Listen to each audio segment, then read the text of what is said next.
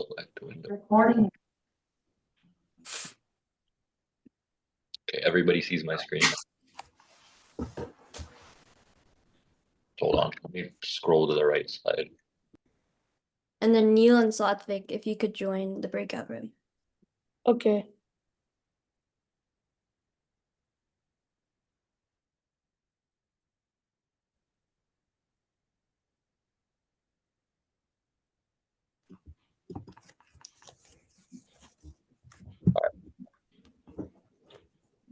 Hello, Mayank, John V, Rockrit. You guys are all back.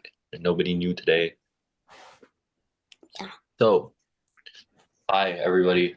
Welcome back. It's Friday. I think this is the last day we're doing this, but we actually have a lot to get through. Look here. This we already did. This is just more of the same. This is with regards to fact and opinion, which how confident are you guys with fact and opinion? I have a lot of experience with it. Okay, John V, what about you? How confident do you feel with fact and opinion?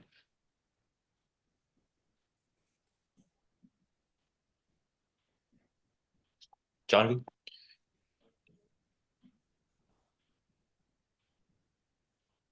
Zach. Proctor, how do you feel about fact and opinion? Are you confident with it or? I'm actually very confident. Okay. I've practiced reading. Make it bigger. No, I can't. I'm very So confident. you cannot talk. No, you can. They can hear you. Okay, but Yeah, so we'll just get started with going through these and deciding whether or not they're fact or opinion. We'll just do this as a warm-up.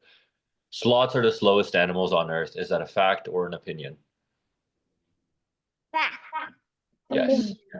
Just feel free to shout it out. It takes a full minute for a sloth to move 6 feet across the ground. Is that a fact or an opinion? aren't there some slower animals? There are slower animals, but there aren't slower mammals. So mammals are like us, we're mammals. There's no slower mammal than sloths. You probably couldn't move that slowly if you tried. Is that a fact or an opinion? Yeah, I didn't see it. I thought it said animals. Yeah, it's mammals, it's not animals. But yes, you probably couldn't move that slowly if you tried. Is that a fact or an opinion?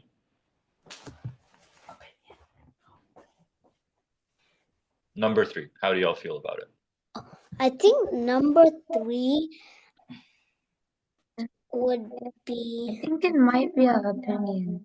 It is an opinion, and the reason that it's an opinion is because it says something that is provable or not. Like, yes, I could move slower than a sloth if I tried. I could just stand still and I would be slower than a sloth. 4, sloths spend almost their entire lives hanging from tree branches. Is that true or false? Is that a fact or an opinion? Scared me.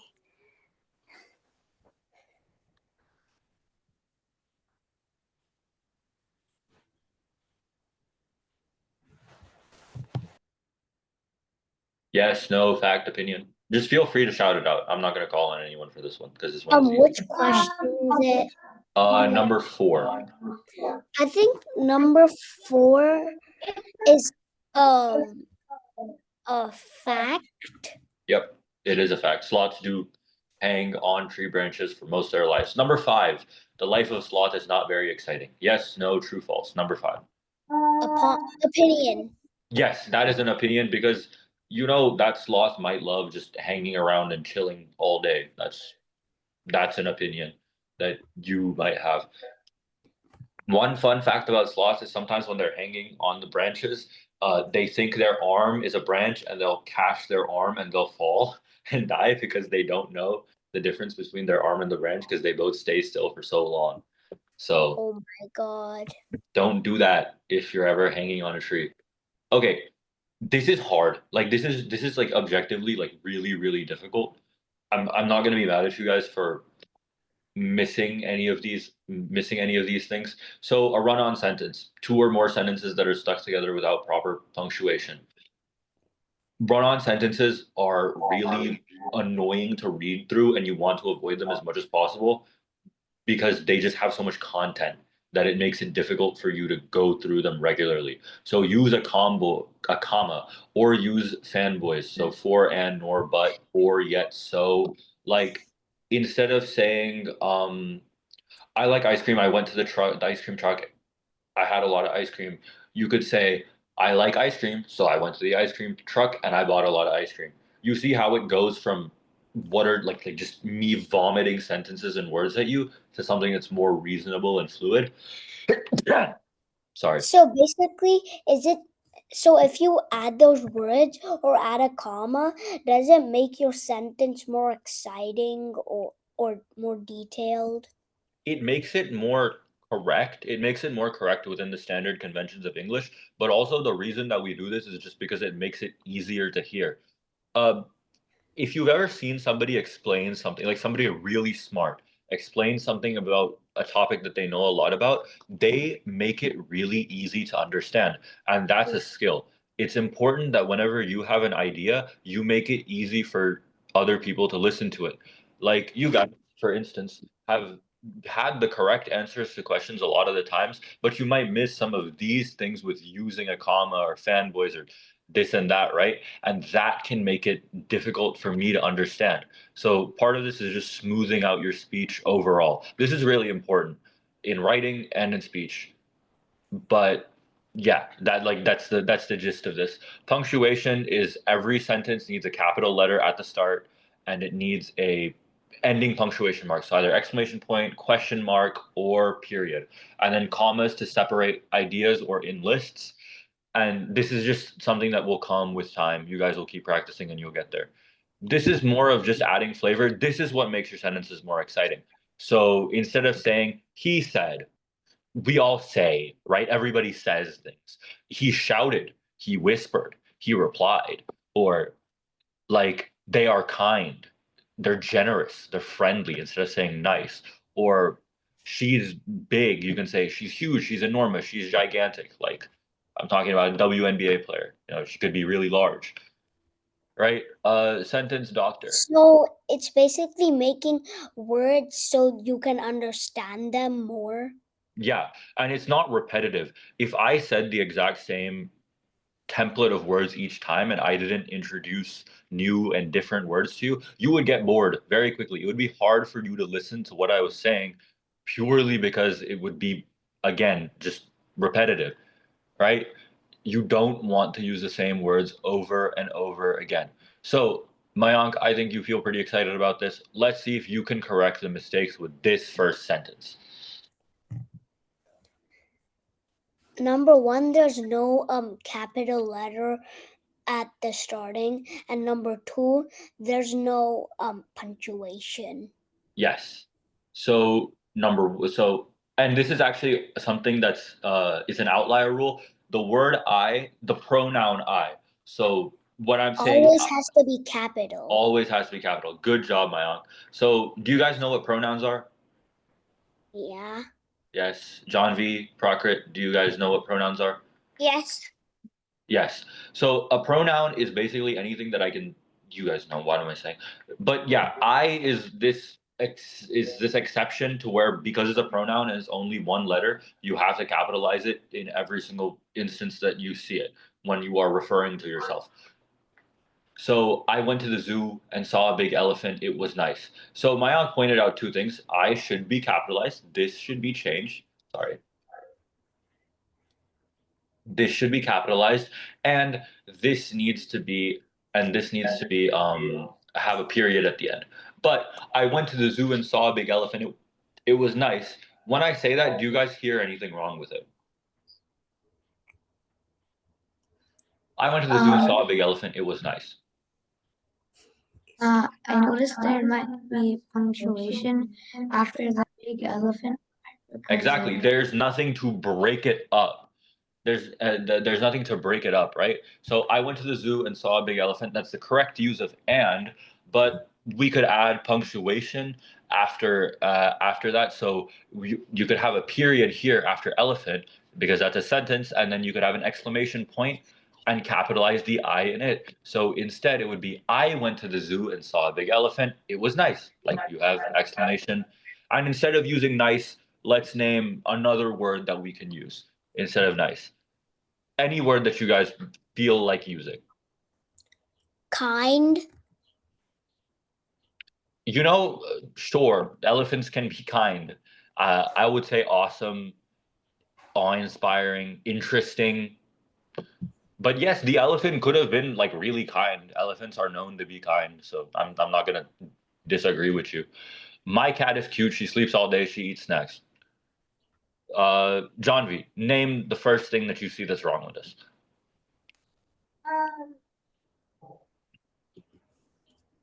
To be capital.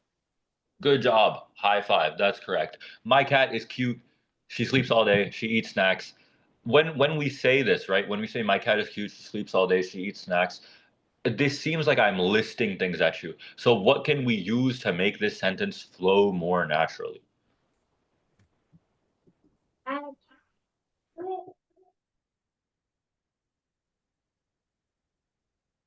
It's something we discussed back here. This right here. We can use a comma. So we can say my cat is cute, comma, she sleeps all day and she eats snacks. So that would make it sound less like it's not a run-on sentence anymore because we're putting our ideas together with either fanboys for connector or like we're using either fanboys for connector or we're using commas to make sure that there's punctuation.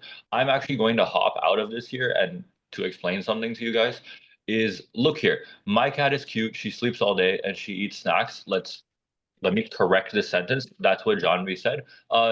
Proctor, where would we put the commas? My cat is cute. Here? And Where else would we put the commas? she sleeps all day after that. And then what word would we put here? And And now this is like putting a comma before and here. This is called the Oxford comma after Oxford University in England. This is not necessary. You can just do this. If you want to do this, you can just do this. The reason I recommend that you always put the comma here is it makes things so much more clear. It like it legitimately is very good and important for clarity.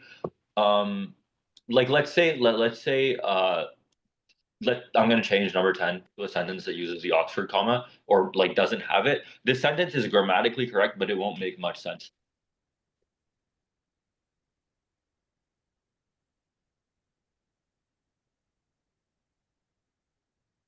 This is grammatically correct, but it makes no sense. Because when you read it like this, it makes it seem like your parents are Ayn Rand and God. That's why if you put it like this, or that's wrong. If you do it like this, it makes so much more sense, right? Because Ayn Rand and God. Like this is famous. Somebody gave a speech where they said this and they wrote it down and it sounded like he was saying his parents were Ayn Rand and God. That's why I always say before you do an and in a final list of a sentence, you add that comma. It's called the Oxford comma. I think you should always use it. It's really important for clarity. All right, let's go to the next one. What's an issue in this sentence? Anyone can say. the we is not capitalized. Perfect. Anything else you might notice? There's not a punctuation. Of course. Now, should you use and multiple times in one sentence? No, because then it won't make your it's gonna be like, it's not gonna make your speech correct. It's gonna be like and it's gonna be like that. Yeah, exactly. You want to avoid using and repetitively. Sorry about my phone constantly falling. But yeah. Instead, does anybody have ideas about how we could correct this sentence? We should like take away one and put like wait, Yes, we should have an and at the end. And we should like it doesn't make sense that we like like it should be like we had a picnic. With 3 trillion. Okay, if you thought, This kid. He has 500 quadrillion. why did he give you some? Because if they're in the park, it doesn't make sense to like we ate food because usually at the park, if we bring food, we usually call it picnic, right? You could say that, but we're just trying to fix the punctuation of the sentence. We're not trying to change the actual content of it. We might replace a few adjectives here and there to make it more interesting, but there's no reason to do that.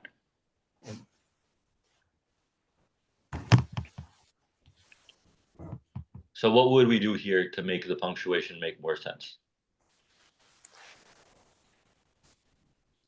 I think we would put a comma. There? Yeah.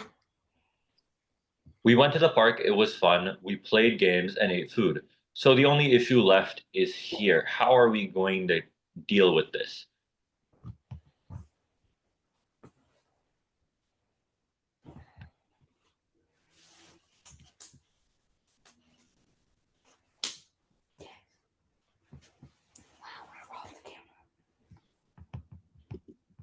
How would you guys recommend that we deal with this?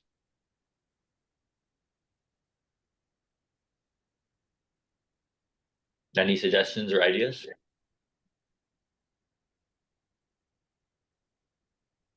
Maybe another comma. Hmm? Could you Maybe repeat that? another comma. Yep.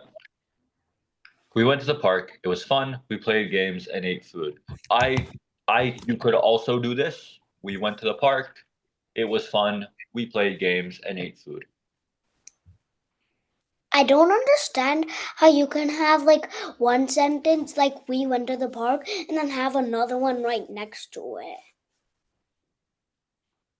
You can just do that.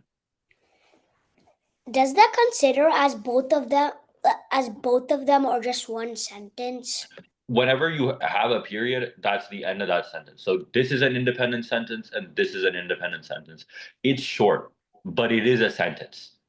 Like, you see what I just said there? It's short. It's short is a sentence because it has all of the qualities to be a sentence. If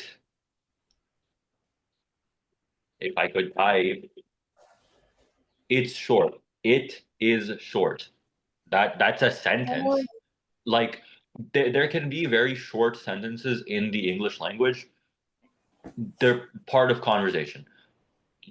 Like, we went to the park, it's simplistic. And maybe it's not even the way that you would word the sentence. We are fixing bad sentences right now. So I don't want you guys to think that you're limited to saying stuff like this, because as you get more intelligent, as you learn things, you will be a lot more adept at creating sentences, and you won't be so limited to these really tiny and small things. If I asked you guys, make a sentence talking about a hot summer day where you want ice cream, like in number 5, you guys would do better than this. Like, almost definitely you would do better than this. So just we're fixing right now. That's what we're doing. Oh, Let's do one more all together. The nice boy said hi. Let's make this more interesting. First, let's fix the mistakes. first you have to change the T into a capital T, and you also have to put a period. Perfect.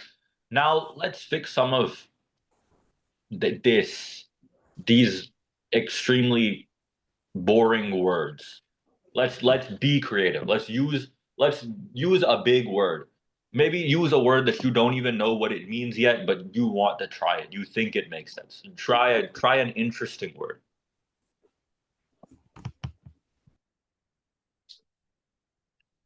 The billion boy said. The what? Desperately. Said it desperately said hi. Okay. Okay. That changes the meaning of the sentence, but that is a large word and it is a descriptor word, and I will give you credit for saying that. So we're huh? Instead of nice, could you put like obedient? Obedient. Okay, this is starting to get kind of dark. Instead of said, let's say something instead of said.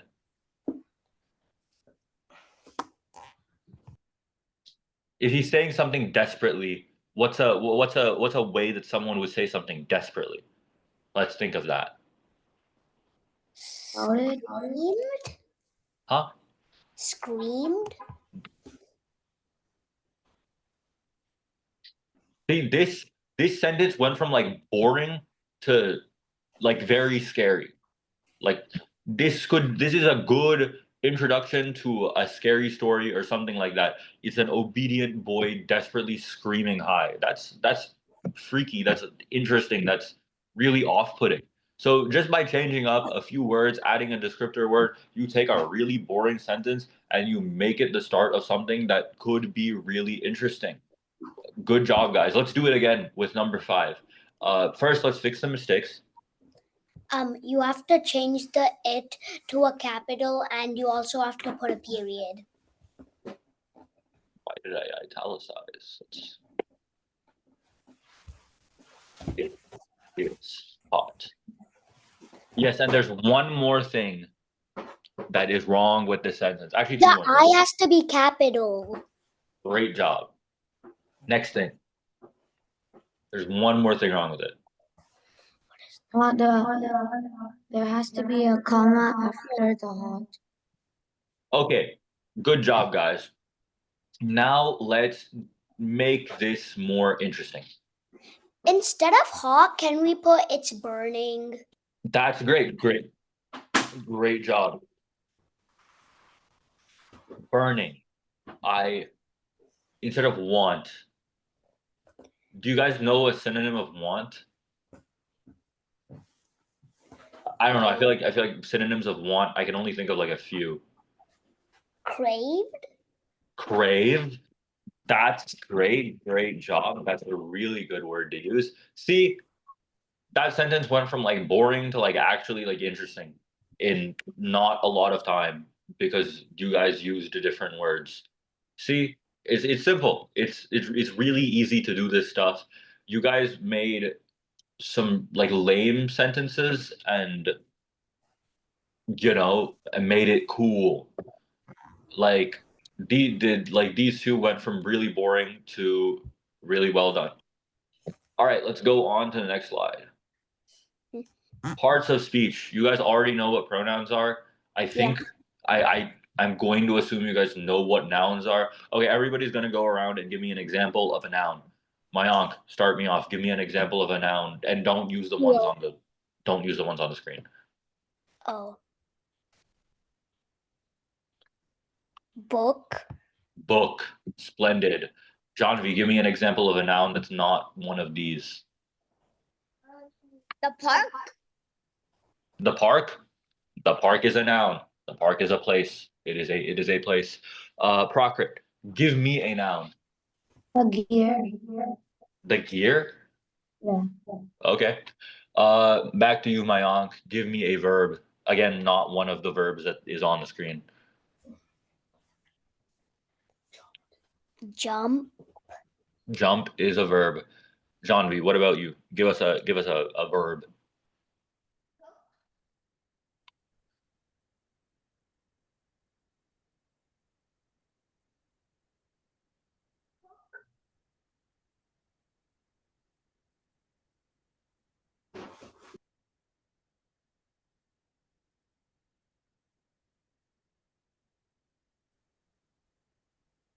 Anything goes, Janvi. Whatever you feel like is a good verb. Huh? Sorry, I can't hear.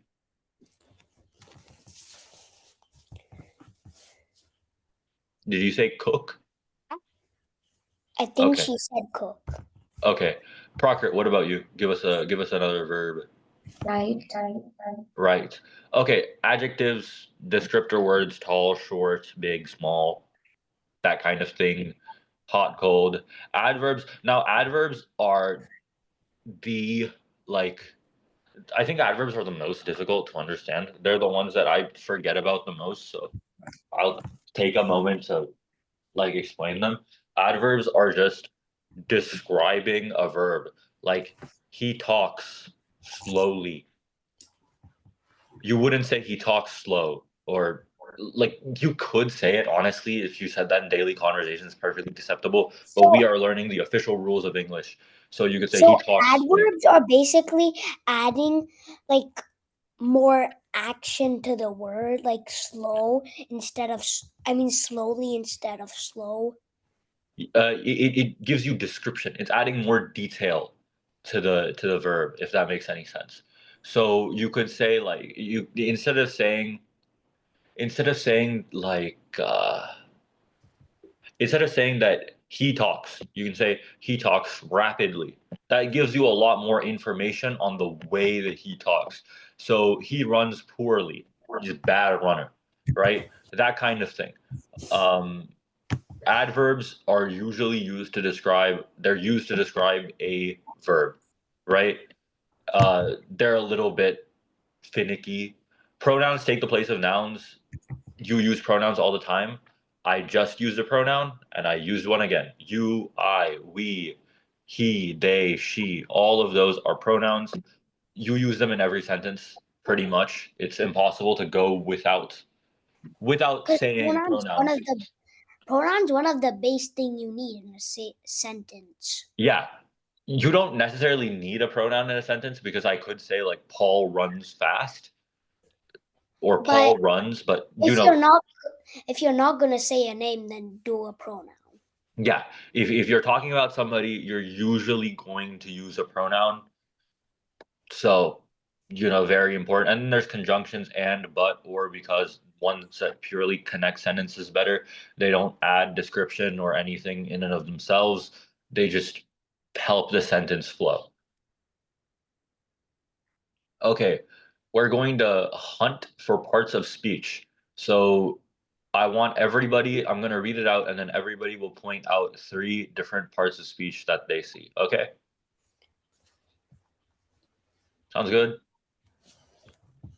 One slimy frog named Bob jumped happily onto a purple skateboard and zoomed down the steep hill right into a giant pile of stinky banana peels.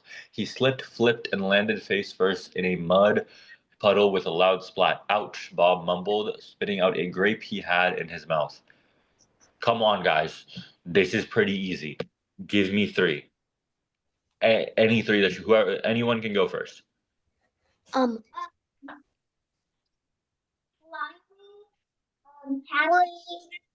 And purple. Good job. Those are all parts of speech. Now, what parts of speech are they? Like flying frog and purple skateboard and Bob jumped happily. Yes. What part of speech is purple? Is it? It describes a purple skateboard. Yes, purple describes a skateboard, so it's Now. no, adjectives are the ones that describe nouns. So if it describes something, it's an adjective. Does that make sense? So the skateboard is a noun because it's a thing, but purple is what describes that thing. So this purple in this case is an adjective. I get it. What about Bob? What is Bob? Is that a person, place, thing? It's a person, place, or thing. So what is it? Person. Yes, but like what is it if it's a person, place, or thing? What part of speech? Noun. Yes, good job. What about slipped? What is slipped?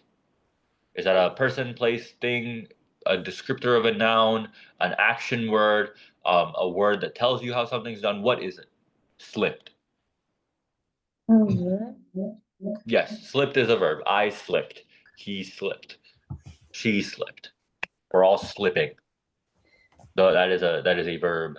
It's talking about doing something. And now I want somebody to try to point out a conjunction. I'm not, yeah, a conjunction. Let's go with conjunction.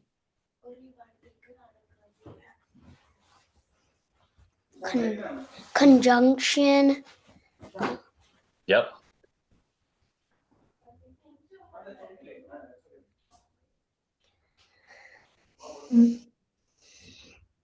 And is a conjunction. Yeah, and is a conjunction. It's really that simple. Like it really is truly that simple. Pronoun. And anyone find a pronoun here? He.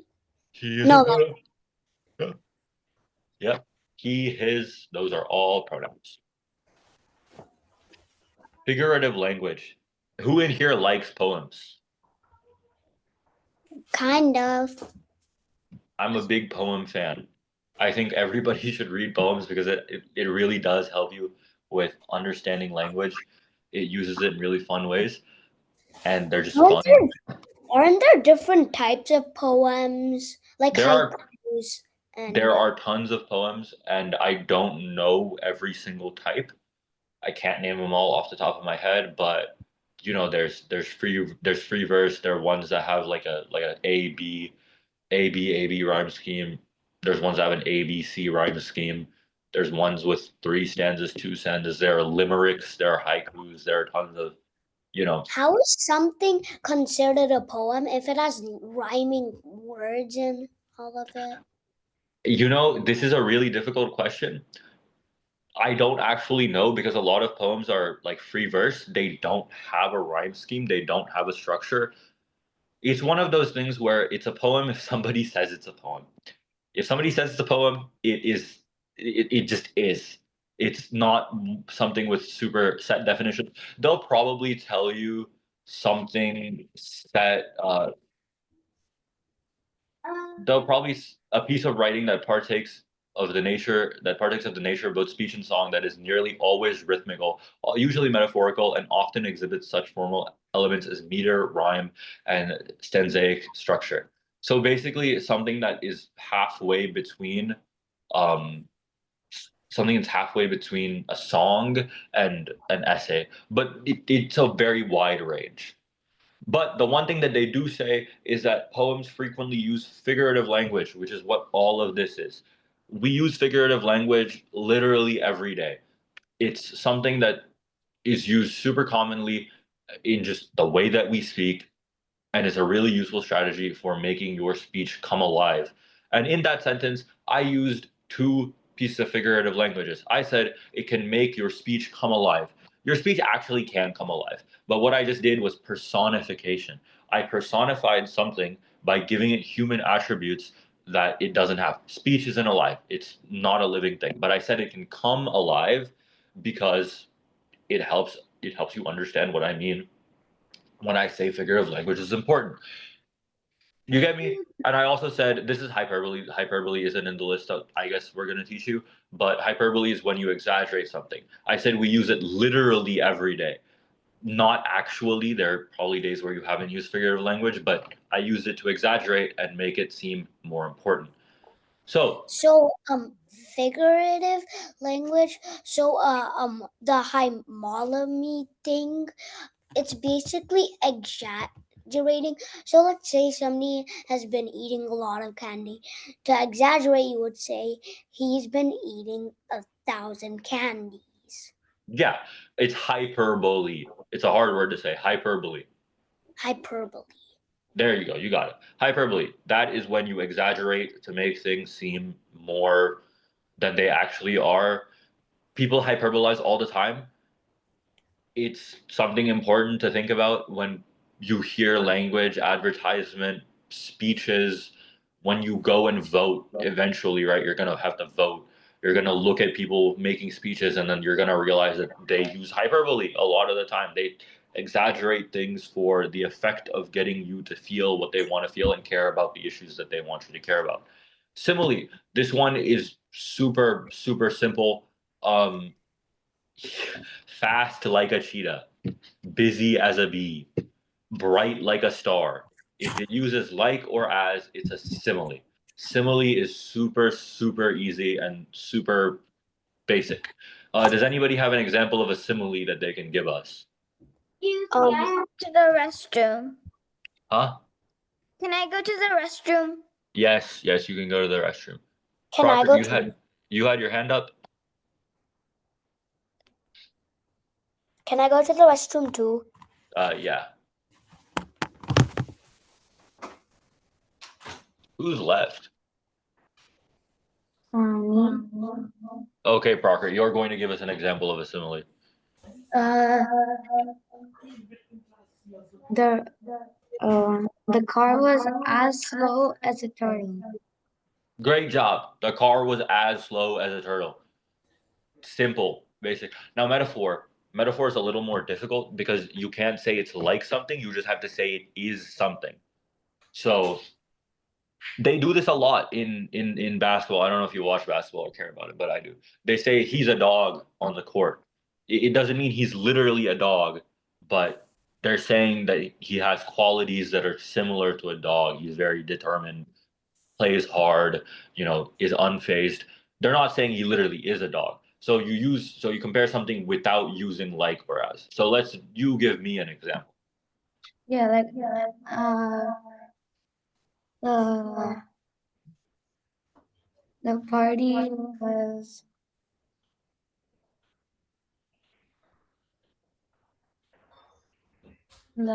was a peaceful place. The party was a what? A peaceful place.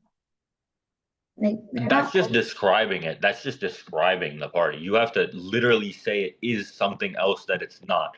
Like, I know in here it says the classroom was a zoo. Let's say the party was a rodeo. The party was not literally a rodeo. It was just very crazy in a manner similar to a rodeo.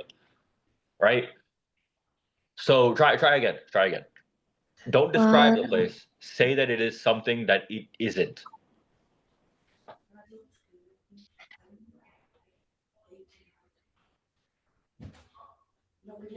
Can I have some time to think? There's nobody else, so you can have all the time that you want, man. I'll get water.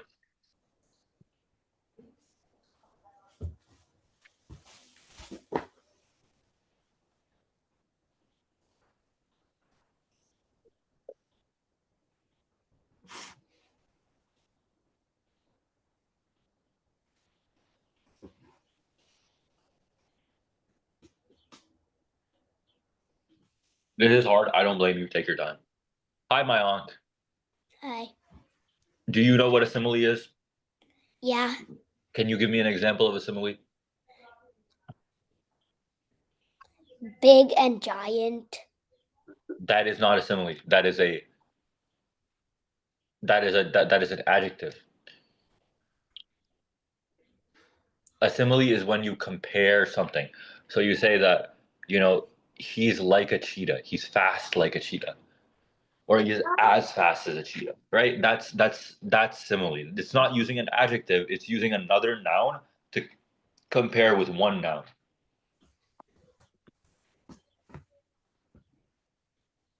It's a little complicated. A simile is comparing two things using like or as. So fast like a cheetah, busy like a bee, slow like a turtle, that kind of thing. So let's try something like something else. The is as sharp as a shark's teeth. Great. Something's as sharp as a shark's tooth. I didn't hear the first bit, but that's probably just your mic. Good.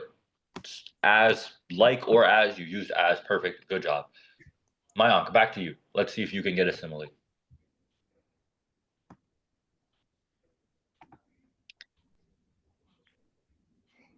The book is as big as the night lamp. As the what? As the book is as big as the night lamp. I don't know what a night lamp is, but I'm going to assume it's big. Metaphor. Crocker, do you have your metaphor? Is like the light was blinding a metaphor? No, because you're saying that the light was blinding. Blinding is just an adjective. So you need to use another noun. This is what I'm trying to tell y'all is when you're doing simile and metaphor, you're not describing something using adjectives. The reason the language is figurative is because you're using one noun to describe another noun, if that makes sense. So if you're saying, he's a tree, if you're trying to say that somebody's tall, he's a tree. He's not literally a tree, or you're not just saying he's really tall. That he's really tall is using adjectives. Saying he's a tree is not true, but it helps you understand that he's tall. Or if you're saying he's tall as a tree, that's a simile. Saying he's a tree straight up is a metaphor. So we're using a noun that we know certain qualities associated with this noun to describe a person. So, she's strong as an ox. Not literally, and you're not saying that like, oh, she's really strong, or we're not just purely describing, we're using two nouns to compare each other. I got it. The Okay. bone was brick. There we go. The bone was a brick. The bone was not literally a brick, but there are certain qualities we associate with bricks, like being hard and strong, and the bone was like that. Good job. My Uncle Janvi, do you guys have a metaphor? This is pretty tricky. Was a feather? Huh? A dog was a feather? Yeah, a dog was a feather. The dog must have been really light. If you have like a chihuahua or something, the dog could be could be light as a feather. Well, not light as a feather. That's light. The dog could be a feather. Could be really light. Good job. Mayank, do you have a metaphor? No, I don't understand it still. Okay. A metaphor is when I say one thing is another thing. Now, that's not true, right? So if I say, let me use an example of a metaphor. Oh, now I get it. Yeah. Like I'll use one example. The cat was a sack of lard. The cat is not really a sack of lard, but by me saying that, you understand that this cat was probably pretty fat, right? Oh, okay, now I Yeah. get it. So you try. Just compare. You just say one noun is another noun, and try to use qualities that are similar in both. The sour candy is lemon. Not necessarily, because at that point you're just describing the flavor of the sour candy. It has to be something that's decently unrelated enough, and it's not an adjective. You have to use another noun. Lemon is like a flavor, right? Lemon is an adjective in this case because it's describing the flavor of the candy. You have to use something that's different, and this is really difficult. I'm not gonna blame you. It's like okay to make mistakes. Don't worry about it. Uh, Try again. The claw is as heavy as a hammer? See, you use as heavy as a. When you use like or as, that becomes a simile. The clock is a hammer? The clock is a hammer. That could be a metaphor if you were talking about like time hitting you really hard. That could be a good metaphor. So these are really up to interpretation, but the textbook definition of metaphor is saying one thing is another thing without actually saying it. So I used this example before. He's strong. He's an ox, or he's a cheetah. The world is stage. The world is a stage. Yeah, that is a metaphor. It's a very common one. It's a Shakespeare quote, but the world is a stage. That is a metaphor because you're taking the world and you're describing it using a stage. You're saying that the world is a stage. You're saying that these two things are the same, even though we know that they're not. But now we're highlighting similar qualities because, everyone's putting on a show. There's a lot of fun to be had. That's like the world and a stage together. That's true. Good job, guys. Nice job. Personification, this one is a lot easier than metaphor. This is just giving human qualities to things that aren't alive. So the sun smiled down on us. The flowers danced in the wind. Um, the breeze touched my hair. The breeze cannot touch you like it isn't a human being. It's not going to come out and touch you. It isn't. The flowers can't dance. They're not humans. The sun can't smile. It's not a human being. So just it's just saying that an inanimate object has properties that humans have. So we're just saying that something that isn't human does human things. Or like my keyboard glitters in the dark. I'm giving it action and animacy when it doesn't have it, right? So let's see y'all give it a shot. The tree has the tree needs water. No, because that's just a fact of life. You can need the car needs gas. I'm not personifying the car. I'm stating a fact about the car. The car is an inanimate object can need something. Now, if you could say that let's say is the tree groaned in the heavy thunderstorm. Trees can't groan. They're not human. They don't have a voice box. But you can sort of get that idea of the tree, trying to get through this wind and feeling and how it creaks and groans through it. That's personification. I'm personifying the tree. Or the tree protected us. Or the tree cared for us. Trees can't do that. The wind whispered through the trees. There we go. Wind can't whisper.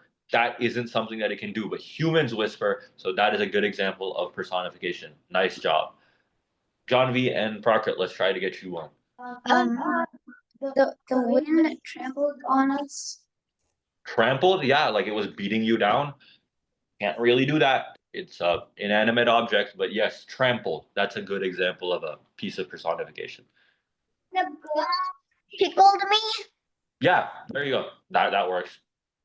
Things can't tickle you, but like it does something like that. Now, onomatopoeia is definitely the easiest one. Is just using a sound word. So like boom, bam, buzz. It's basically making your story come alive. Exactly. And that is an example of personification. Like I said, you can't have a story come alive. It's it is not a thing that's alive. You have to you just added human qualities to it, even though it can do that. So let's say onomatopoeia, let's just use easy examples, boom, something like that, buzz, crack, easy, right? Just use a sentence that has a word, like a noise word in it.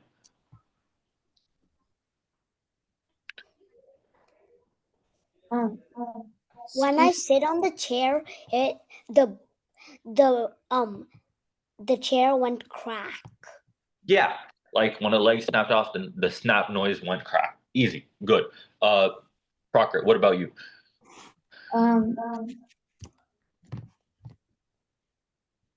The speakers boomed. Huh? The speakers boomed.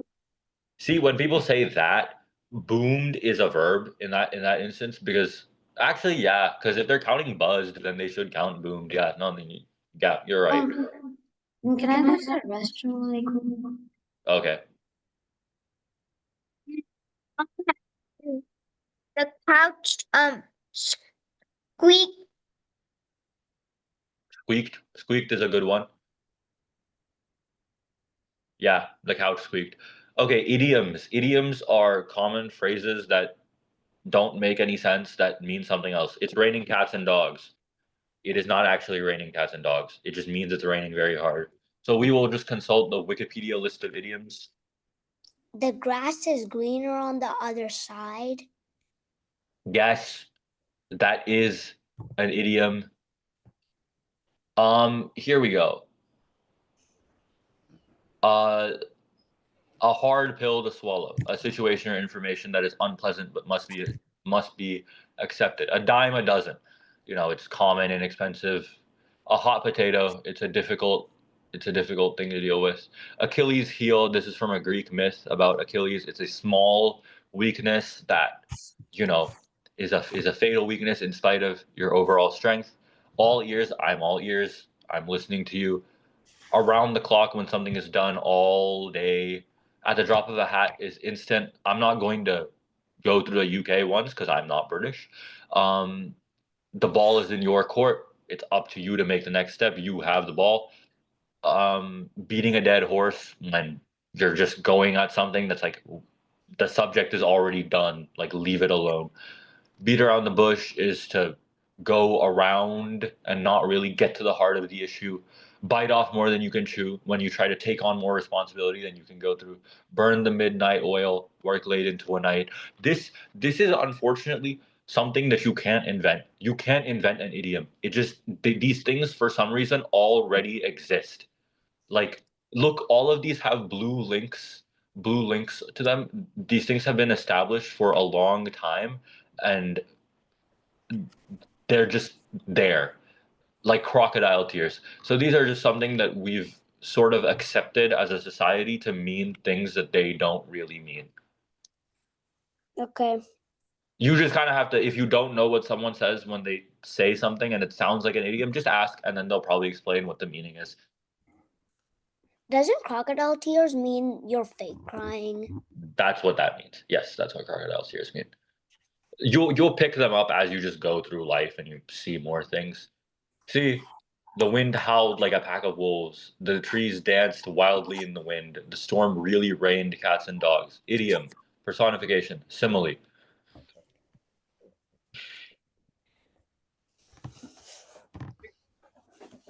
We don't have time to get into dialogue writing, unfortunately.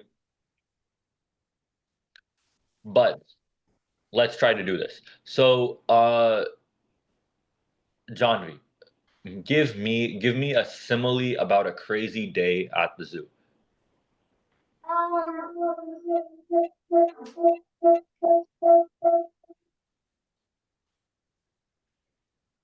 Zookeepers were out of their mind. Huh? The zookeepers were out of their mind. That is a description. It might actually be an idiom. Out of their mind might be an idiom. But yeah, like that's just a description. Let's try to use like or as to compare two things. Remember, similar, like or as to compare two things.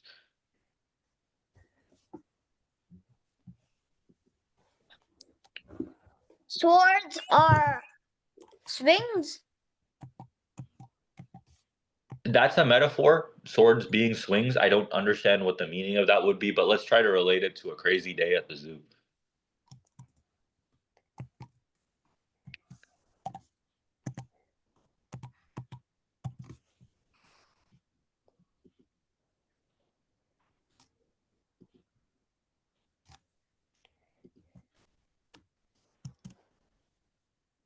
If anybody else has any idea, like feel free to jump in.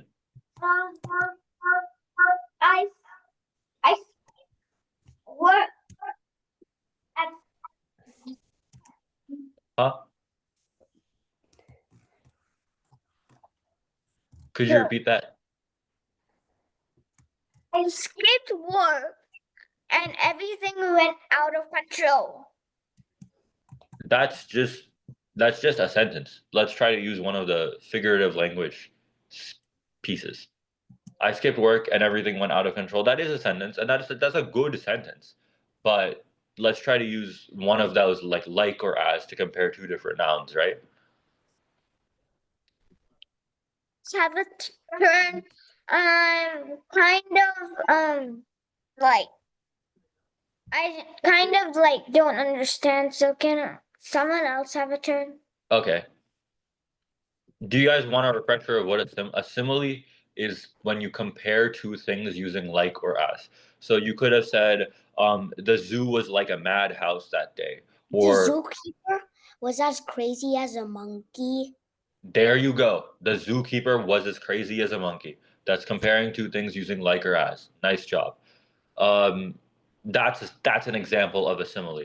So you guys can just give me more examples. Johnny, can you give me any example of a simile? Doesn't have to be about anything, any particular topic, just a simile. Teacher was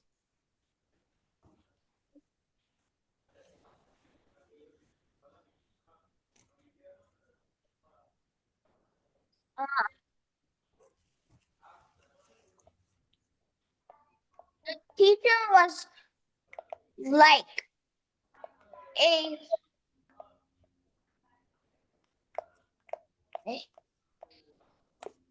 the school was like broken down house. Wow. Could you repeat that, Johnny? You cut out there. Like a broken down house. There we go. That's perfect. That's great. Proctor, just give me one more simile. That's all The we have. hole time. was the hole Huh? was as dark as a black hole. Yeah, there you go. That's as dark as a black hole. It's 7:30 now. So everybody else will be joining in. So good job, you guys. But you know, these things are new concepts, so I don't blame you for having difficulty with them. Okay. Like they're actually like decently complicated. I think that I don't blame you for not knowing and having like a harder time getting them. But still, overall, good job. But that is class. Yeah, that is 7:30. So you guys are free to go. Bye.